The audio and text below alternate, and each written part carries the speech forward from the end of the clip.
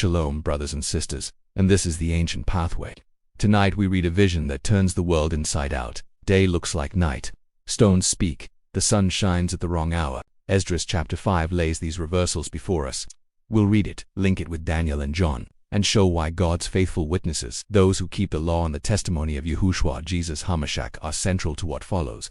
Let's read a portion of 2 Esdras chapter 5 and unpack it together. Nevertheless, as coming the tokens, behold, the days shall come, that they which dwell upon earth shall be taken in a great number, and the way of truth shall be hidden, and the land shall be barren of faith. But iniquity shall be increased above that which now thou see, or that thou hast heard long ago.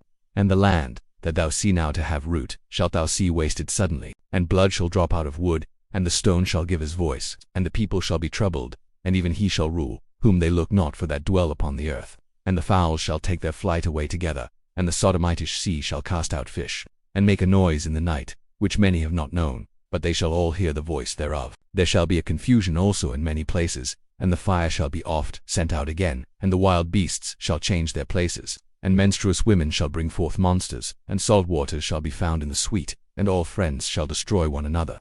Then reason shall hide itself, and understanding withdraw itself into its secret chamber. This passage paints for things: cosmic inversion, creation testifying, social collapse, and the sudden rise of a counterfeit ruler, and at the heart of its effect is who remains to speak the truth. They which dwell upon earth shall be taken in a great number, and the way of truth shall be hidden. Think of who most often stands to declare the law and the testimony: covenant keepers, those who live by Torah and who bear witness to Yahushua. If many of those witnesses are removed, translated, taken, or hidden from the public square, the ordinary channels that teach what is right and expose lies are gone. The way of truth becomes obscured, not because Yahushua God's standard changes, but because fewer people remain to name the counterfeit for what it is. Revelation 12:11, 13-7-10, 6-9. John shows the dragon empowering a beast that demands worship and enforces false law. Yet John also records a faithful remnant, those who keep the testimony of Yahushua Jesus and refuse the beast, even to death. When covenant witnesses are absent from public life, the dragon's speech fills the silence. But even in that silence, Revelation promises faithful ones who refuse the beast and are martyred. They are the ones who still hold the testimony and give witness by their blood and by their words. Their presence or absence changes how society interprets signs and law. Daniel's visions show unexpected empires and a little horn that alters times and law. Esdras' one shall reign whom none expects fits the Danielic pattern, a sudden, deceptive authority that legalizes the false and perverts justice. Combine Daniel's political anatomy with Esdras' social symptoms and John's cosmic courtroom, and you see the strategy. An unexpected ruler plus the removal or silencing of covenant witnesses produces a society ready to accept a counterfeit order. Esdras 5:1. They which dwell upon earth shall be taken in a great number, and the way of truth shall be hidden. Revelation: faithful witnesses are persecuted and martyred. Some are taken in ways that remove their public voice. Who in your community holds the testimony? Equip them, no matter how you share. Esdras 5:4. After the third trumpet the sun shall suddenly shine again in the night, and the moon thrice in the day. Revelation 8-9. Trumpets, cosmic signs that accompany judgment and deception.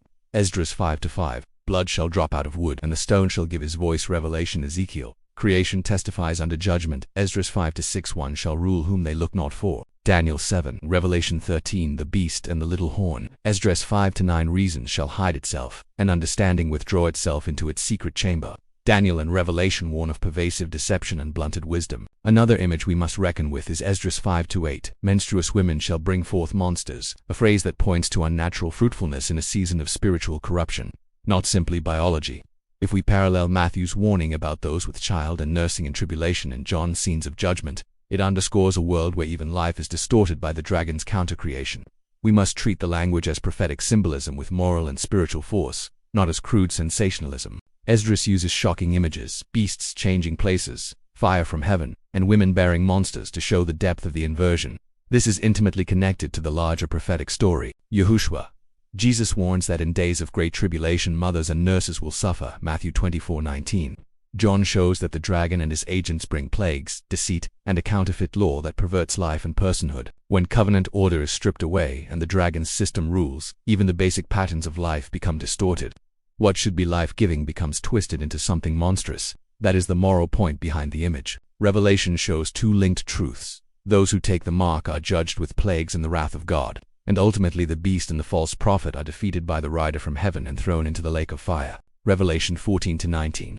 John's language describes terrifying consequence for those who accept the beast's sign. It also promises vindication when Yahushua Jesus and his heavenly army destroy the beast and his followers. You see the prophetic arc. Counterfeit order appears, life is perverted, the faithful witness is tested or removed, many follow the dragon, and then the decisive intervention of the Messiah reverses the counterfeit and brings final justice. Train families to hold fast to baptismal and covenant identity so they are not shaped by the dragon's image when public norms shift. Please take this into prayer and test for yourselves, brothers and sisters, because I could be wrong. Much love. Yahuwah, God of the Most High, bless and keep you all and give you all his shalom in Yahushua's mighty name. Shalom.